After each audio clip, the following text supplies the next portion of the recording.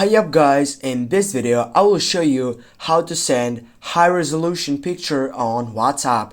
Firstly guys, you need to make sure that you're on your chat section on WhatsApp, and then you need to go for a chat that you want to send him a high resolution picture, for example this one.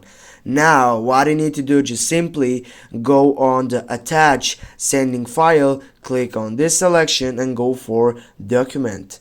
Then you need to go for browse other docs, and you need here to go for images. Here you'll need to find the image that you want to send it to this person as a high resolution picture. For example, we'll go with this photo and go for send.